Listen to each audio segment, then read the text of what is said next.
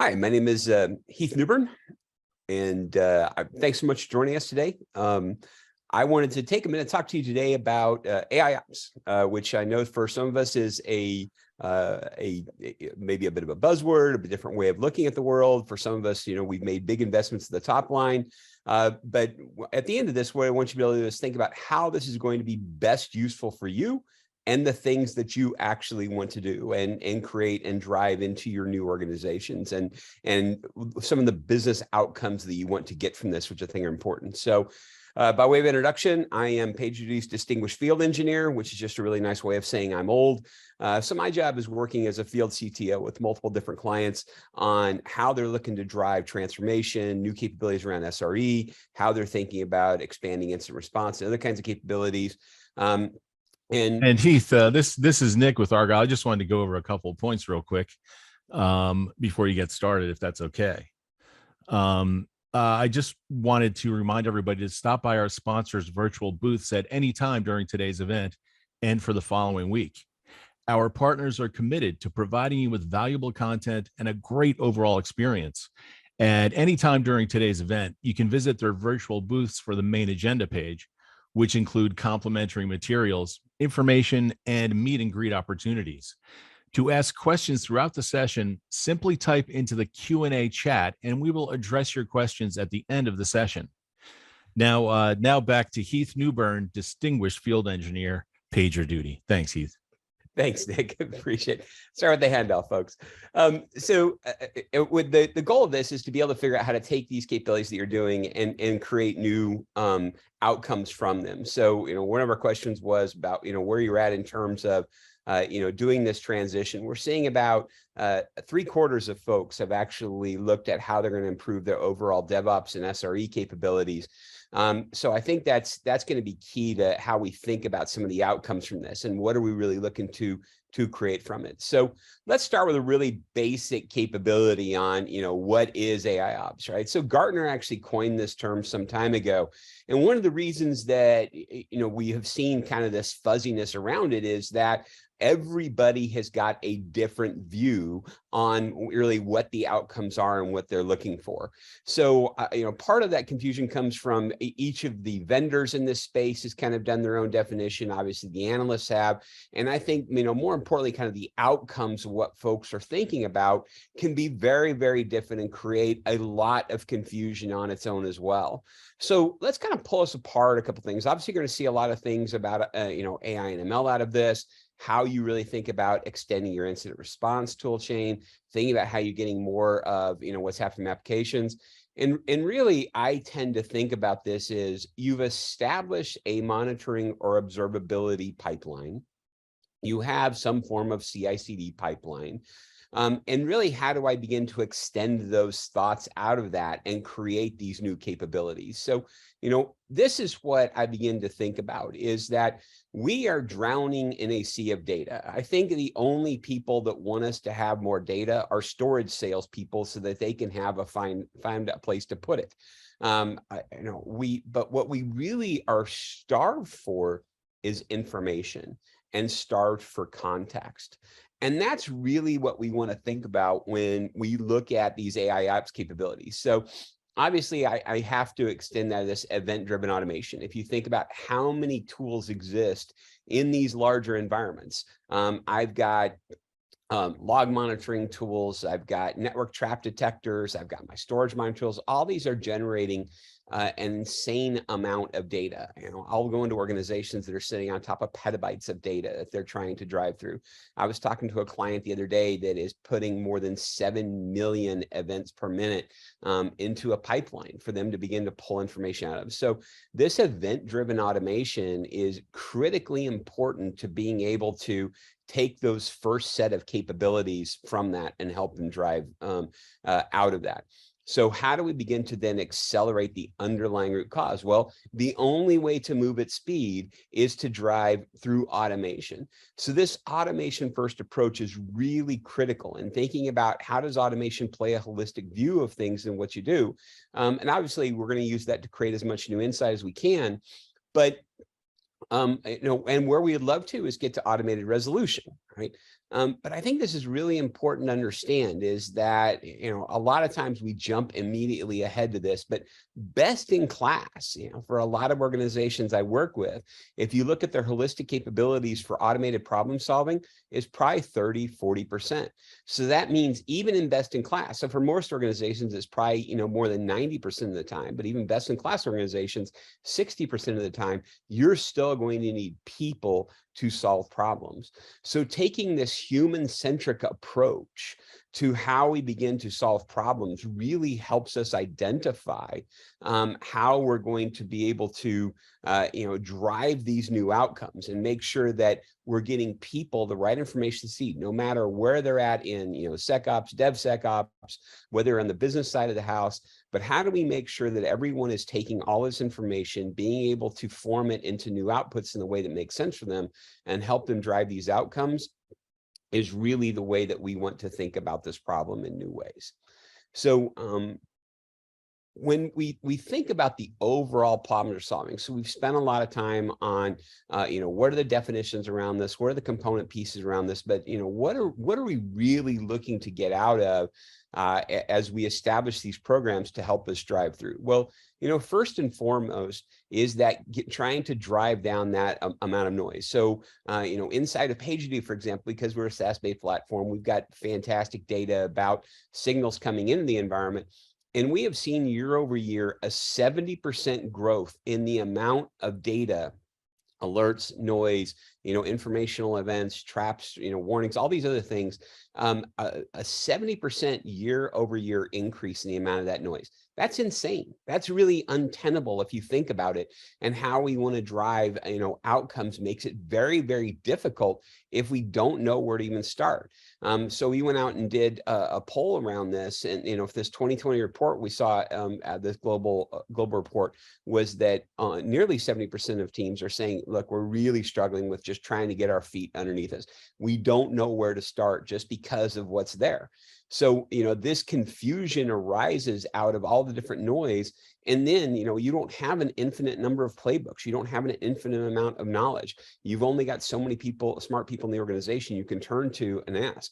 So this confusion of being able to build the appropriate situational awareness to find the right context so that everyone in the organization that needs to has the ability to solve problems is something everyone is struggling with and trying to figure it out. And you can see, again, almost 60% of folks here say it really is becoming harder and harder as you build up more complexity.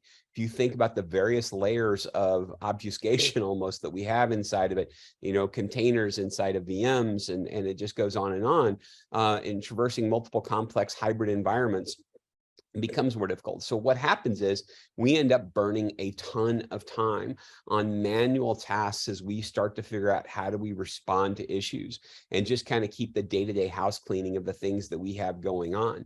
So, this is a place that we're seeing a lot of needs in being able to drive very quick improvement from here is really just, if we can just focus on these three things, we know that we can provide a lot of time back to organizations and what you want to be able to drive and do, and think about how you want to achieve more on your day-to-day capability.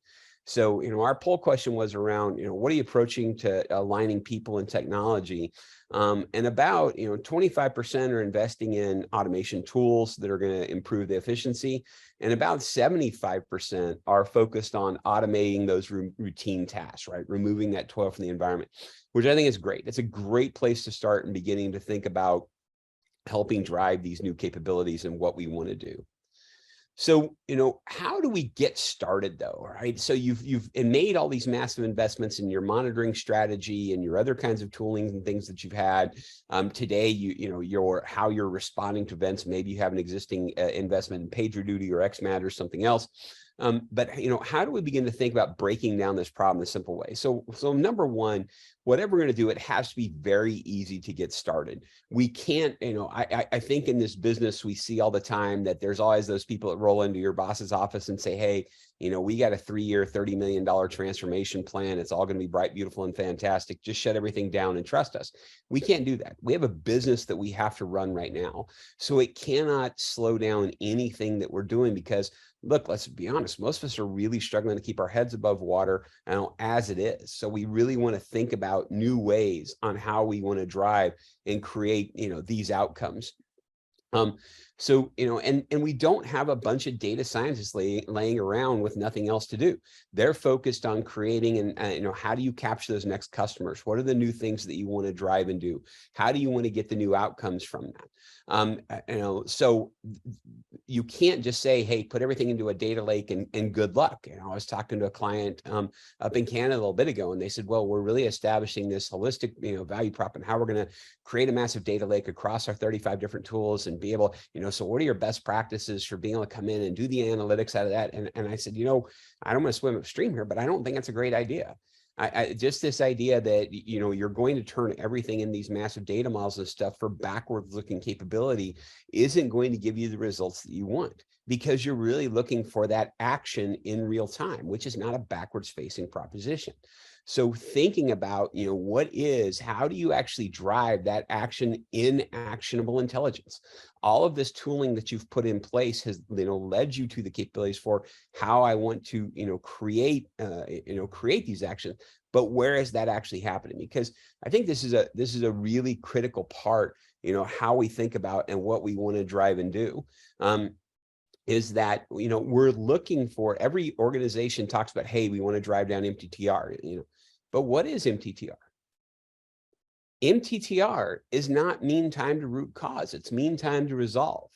So it's insufficient to say, like, even if I can get to, some pretend tool that would always give me 100% certainty, hey, here's your underlying root cause, and say, hey, Lindsay, that your underlying problem is, here's a DogFox 977 error in MySQL. Okay, great. What do I do with that? Is there an SLA or SLO against that? Is this prod or is this non-prod? How customer impacting is it? Have I got a run book for it? Who's the expert for this? Have we seen this problem before? Who is on call for this? All of these questions that have got to be resolved in order for us to really think about this. So it's insufficient to really think about just, driving down MTTR. We want to talk about new capabilities and what we actually want to drive and do and create the things out of this. So, how we begin to think about this is that not just focusing on that MTTR piece, right? That's the stuff we can wrap arms around.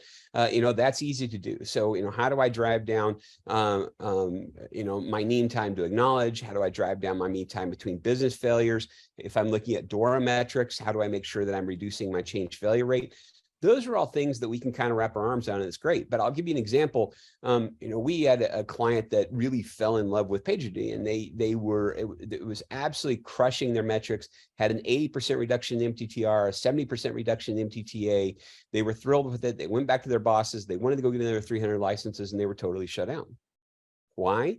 Because they weren't able to talk about how is this really affecting the business. It's like, hey, this is the hard part of being in IT, right? Is that if we do our jobs dead solid perfect, nobody knows we exist.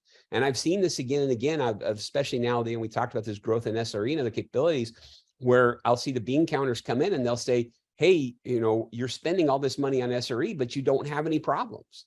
Right? We have to think about how we want to drive and create these new business outcomes and how are we going to track them, what we're going to do. So, one of our poll questions is, how are you modernizing operations? And we're seeing about 31% migrating to cloud, 31% implementing automation practices, 13% other, and about 25% about, converting these monolithic services. Well, why are we doing these things? Because we want to manage them easier, but we need to draw that line out and think about what are the actual outcomes from this. And folks, I love our business. I think we have an amazing business that are a ton of talented people, but we are really, really bad at telling our own stories. If my friends that had wanted to extend their capabilities around PagerDuty had said, you know what, But where we've looked at and where we've deployed this tool, we see a 30% reduction in developer turnover. What is that worth to the business? Well, in most businesses, it costs $35,000 to replace an engineer, and as much as $300,000 if you look at lost productivity and lead times and all the other things out of that. So very quickly, you can make a really nice ROI of how you drive that. So tell your story, find out who your stakeholders are. What do they care about and the things that they want to drive and do to create, new outcomes from this and what you actually want to look at. So let's really quickly, what is that's what we're trying to get to, but how do we achieve this? What are the things that we want to think about in breaking this down? So, we're going to start with, again, all of those signals that's coming in. So you need a broad range of capabilities of multiple integrations that make it very simple. You don't want to spend a ton of time taking that. Now, what are we going to do with that information? Well, we're going to start by putting it in noise reduction. So this is where you want to leverage, your AI and machine learning, the other things. You want to remove as much of these kinds of noise as possible. So you want to do things like, hey, can you recognize capabilities for, port flapping or stuff? I don't want to be waking somebody up at 3 o'clock in the morning because we've spun up our backups and that workloads are going to spike. So being able to look at, periodicity, normalizing the kinds of things that are coming in, help drive that is going to be a big difference in what you want to drive and do. So let's focus on that noise reduction. Help me look at the things I care. Now, this is where I want to step in to begin to take those events and how do I want to, enrich them, right? Again, it's not enough just giving that random MySQL error, but being able to say, hey, your payment processing for your West Coast customers is currently deprecated. That's a very different discussion than, hey, your test results for your synthetics and non-prod are actually off of the issues, are causing problems right now. So how are you going to route that? What are the automated responses you want to do it? How do you want to think about these problems in new ways? This is what we're really looking for, right? Is taking that now, this is where we're going to transform data into information and making it as simple as possible to do that. And then now you want to jump to, I always want to have that on-call response, no matter what, right? Well, the easiest way to do that is to put a machine in front of it, to allow the machine to begin to build that situational awareness for what I want to drive and do. So this is where, obviously, if I've got a great problem signature, hey, it turns out for Nginx clusters, there's one of about 4 things that can go wrong. So, let's start with that. Can we begin to knock down the problem? Can I play horseshoes and hand grenades with it to kill it as quickly as possible? Because we're much more interested in keeping the system running than necessarily wondering for this particular instance, can we identify the underlying root cause? So, really pay attention to this, but IBM first defined autonomic computing in 93 or 96. We were all going to be sitting on beaches drinking Mai Tais. It was going to be bright, beautiful, and fantastic. Obviously, that hasn't happened yet, right? So what do we need to do? Well, let's start constructing for our people that are going to respond things like automated diagnostics, instead of spending that first, bunch of minutes around it. So, Nick that was on earlier, Nick sounds like a really smart network guy. And so if Nick is going to go out and spend his first, 5-10 minutes of any time he gets put on call, he's going to go out and do a trace route, a hop view, a netstat, an ifconfig, an IP config, dump virtual switch settings, all those things are going to do. Well, why don't I just give Nick all of that information right away and what he has to do?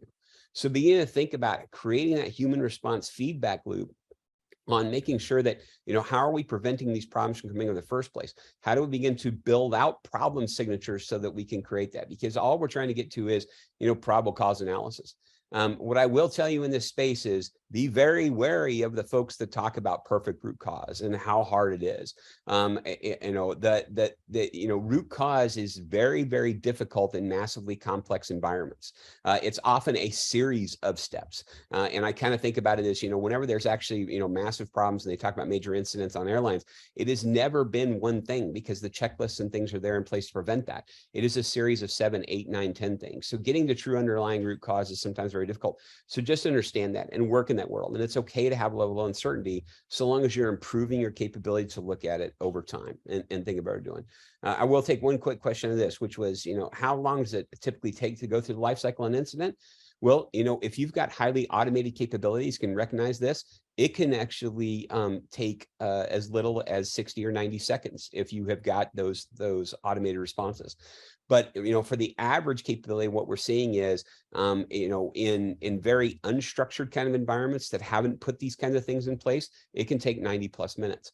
What we've seen in practice is by being able to bring things like automated diagnostics, being able to spin up conference, all the other stuff to drive as much automated response as possible, but still put people in the middle, you're seeing this get down to, 15 minutes or less, for even big incidents. So that's the reason we think of creating this context around it is so important in what we want to do.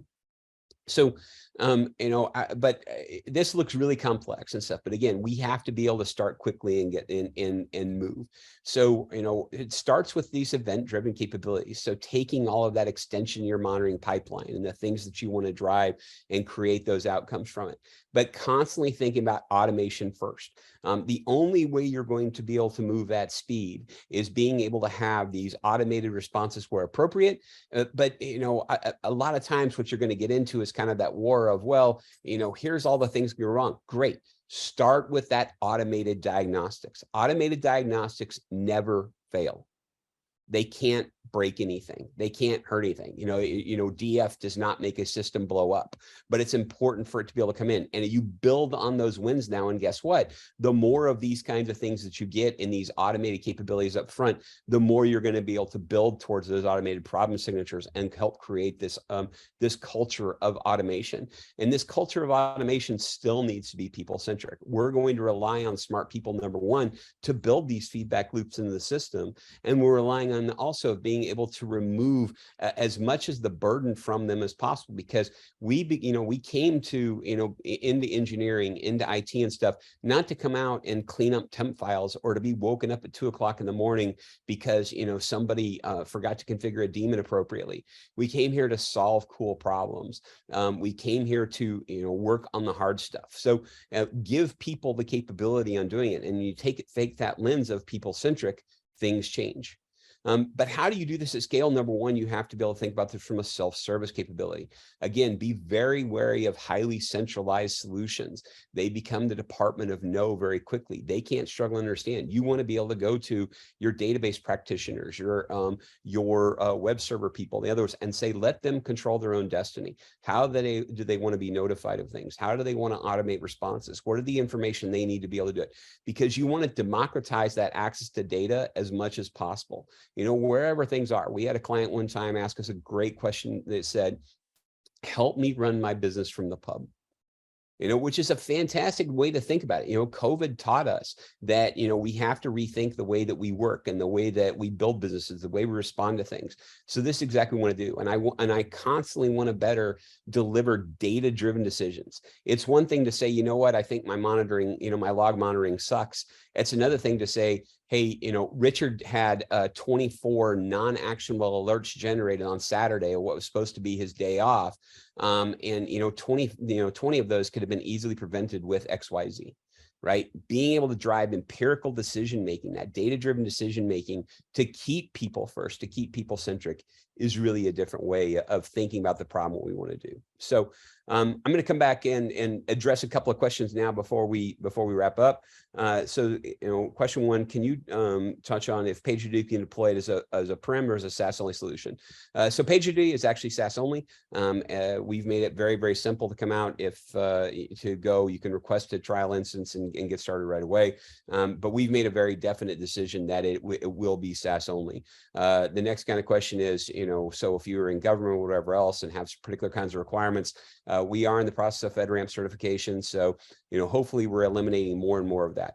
There are particular parts of the solution around our automation stack, for example, which we have delivered on-prem. So for there's, particular kinds of sensitivities, we can help with that and, work through that. So the next question is, what is the learning curve for analysts to learn the tool before they can put it to use? And subject matter experts required to manage the tool. So PagerDuty itself actually is, deployed in places like dentist's office. So there, one of my favorite stories, we were working with a guy in West Texas who was responsible for like wellhead pressure and very intensive, dangerous kind of working environments that they need to make sure everything in that line was always working, always on, how to respond to things as quickly as possible. And, got a lot of great information out of this. And we tend to think about it as being a more IT thing, but this was, physical, warehousing, or excuse me, physical plant stuff. And at the end of the conversation, we said, well, what do you think about PagerDuty? He said, honestly, I don't. He said, it's like my phone. It's just there. So I think that's what's key about this, is being able to, think about this as just an extension of the things that you drive and do around this. So your analysts, we're going to, be able to generate a lot of reports and the things out of this on what you want to do. We've got great hands-off capabilities with our Terraform providers and things like this. So, thinking about it as an extension of your infrastructure as code is what we want to drive and do. So we've made a lot of work in making it as simple as possible to get started, but have those repeatable pieces, throughout this as well. So what are the foundational elements that are needed to be in place before implementing AIOps? I think that a lot of times we think about AIOps as this big grand journey, right? What I can tell you is this, what do you need to get started? You need good monitoring, not great monitoring. A lot of times I was working with somebody one time, and they were, they actually were going to essentially try and rebuild their entire monitoring stack, get to as much centralized pieces as possible, and, reduce the tools and have a lot of hooks for, logs and all these other things. And I just really discouraged them from, waiting until that was done. Get good enough monitoring, because this is the thing, is a good AIOps solution can clean up a lot of the noise and junk. It can help normalize a lot of the data for you. Don't let the great be the enemy of the good. So, what are the inputs? You need some basic inputs to the system. So 2 or 3 different monitoring tools that you're trying to solve problems around, and a vision for, to me, the foundation, the true foundational pieces. What are you actually going to do with the data? What are the operational and strategic decisions that you want to make from it to really help you get at it? That, to me, is a whole lot more important than the tooling and things out of that, because you're going to continue to grow and change your tooling underneath it and what you want to drive. So you need those inputs to the system, and then you need decisions on how you're going to take the output and what you're going to do with it. So how do you keep track of false positive and true positive rates? So for some of our things that we're going to do analysis of, you're going to be able to do group or ungroup things. So for example, in the, a false positive might be, hey, we think that these things should have been grouped together. You're going to be able to come in and, ungroup those and track. So we keep track of some of that. We keep track of the probabilities and things that are there. But remember, a lot of the things are going to be from the underlying tools themselves. So we're going to really count on them, of the veracity of that data that's coming in. But but also going to be able to say, hey, nobody was able to take an action off of this alert, generate that report, so you can come back and pull that information from it and get some more outputs. So next question was, is there a size of the firm where AIOps becomes critical? I think it's more about how are you able to better operationalize data and get the things that you need from it. We've had some very, very tiny clients that have actually implemented AIOps, because once you get past 3 or 4 tools, even in these smaller environments, you're asking so much from your monitoring specialists, from your responders. AIOps can really help them drive around the, the answers from that. So I don't think it's so much a size of things as more of the number of tools and how you're able to respond, taking all that data. Where are you wasting time at? Next question is, considering the current economic conditions, are there ways to speed up ROI? Yeah, I think there are. Don't, stop looking for those massive, massive wins. The ROI can come in very, very simple, easy to use things like automated diagnostics is probably one of my favorite things to go to right now. We've got phenomenal data that says that by investing in things like automated diagnostics, and again, that's just simply what are the 4 or 5 things that you're going to do in response to any kind of outage. By driving that, we're seeing 15 to 30 minutes come off of every incident. So think about how many incidents you're responding to, where they're coming from. That is probably one of the fastest ways I've been able to see ROI and start to get not only, that time back, but that pressure off the teams and what they actually want to drive and do from that. Next question, how long does it typically take to go through? I'm sorry, I already addressed the lifecycle incident. Last couple here.